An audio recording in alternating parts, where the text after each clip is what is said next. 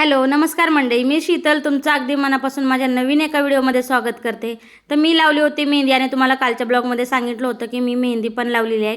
त्याचा ब्लॉग उद्या टाकेल. सो ती अशी मेहंदी लावली होती आणि अशी मेहंदी लावायची पद्धत ना फक्त माझ्या आईला येते, मला असं वाटतं. कारण माझी आई ना खूप वर्षापासून मला मेहंदी लावते बरं का. पण एक गेले 9-10 वर्ष मला तिच्या हातची मेहंदीच लावायला भेटत नव्हती. कारण ह्याच्या इथे आल्यापासून म्हणजे आळंदीत आल्यापासून ना मी नेहमी तिच्याच हाताने मेहंदी लावते. आणि शक्यतो मी मेहंदी जास्त लावतच नाही, आणि लावली तरी एकदम नॅचरल अशी मेहंदी लावते मी. त्याचा एक ब्लॉग टाकलेला आहे बघा, मी मेहंदी कशा प्रकारे भिजवते. पण ही सध्या मेहंदी मी जरा झटपट भिजवली होती. यात अजिबातच काही नव्हतं, कारण मला आता जायचं आहे गावाला. आधी मेहंदी आणली होती नुपूर मेहंदी, आणि मी तीच भिजवली होती. एक 10-15 मिनटं तशीच ठेवली आणि मला लावायची होती.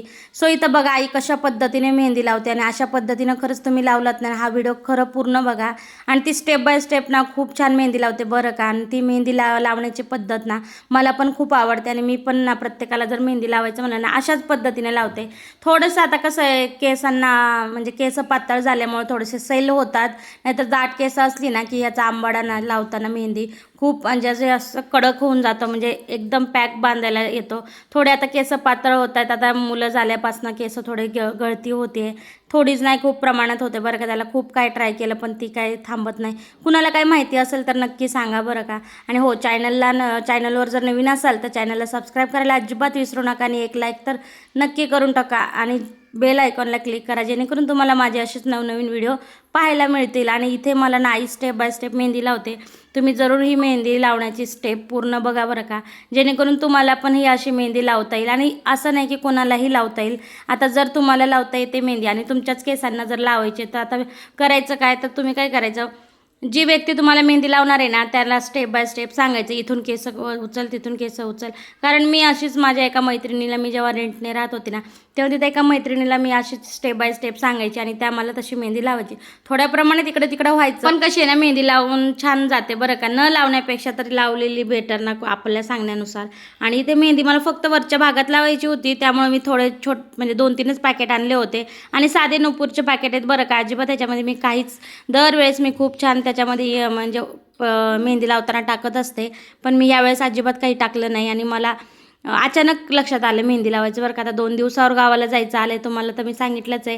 आकाडीचा कार्यक्रम असतो आमच्या गावाला, खूप मोठा कार्यक्रम असतो, आणि दरवर्षी आम्हाला तिथे जावं लागतं. पण ह्या वर्षी थोडंसं आम्हाला ना आमच्यावर खूप साऱ्या जबाबदाऱ्या आहेत बरं का.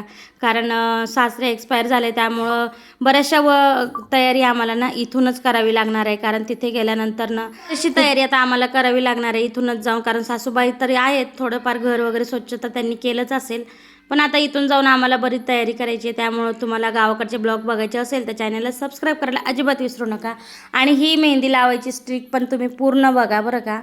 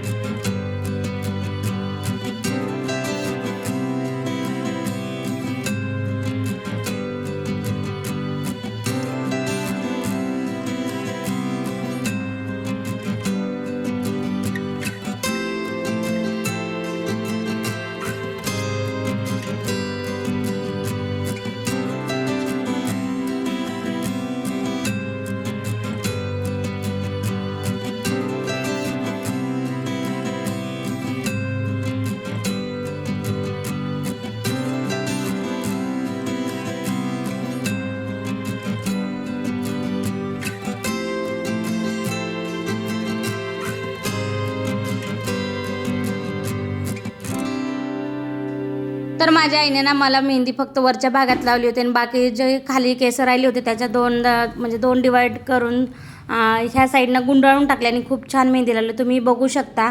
आणि मला ना आईच्याच हाताची मेहंदी तुम्हाला मी आधीच सांगितलं मला आईने मेहंदी लावलेली खूप आवडते बरं का, कारण ती प्रॉपर लावते आणि त्यामुळे पण ना जास्त सांगायला लागत नाही किंवा आपलं जास्त डोकं नाही लावायला लागत, कारण आई खूप छान लावते. आणि असंच मी पण मेहंदी लावते बरं का आईप्रमाणेच. तर इथं माझी मेहंदी लावून झाली होती आणि मला अजून बरीच तयारी करायची होती मी. आणि तुम्ही जर मखानाचा व्हिडिओ बघितला नसेल ना तर नक्की जाऊन चॅनलला बघा. चला आता आपण नवीन व्हिडिओमध्ये भेटूया उद्याच्या. आणि इथून पुढं गावाकडे जाण्याची तयारी सुरूच आहे माझी, तेही मी काही ब्लॉग टाकते. आणि चॅनलला सबस्क्राईब केलं नसेल तर नक्की सबस्क्राईब करा. आणि पूर्ण व्हिडिओ बघितल्याबद्दल खरंच खूप खूप मनापासून धन्यवाद बरं का.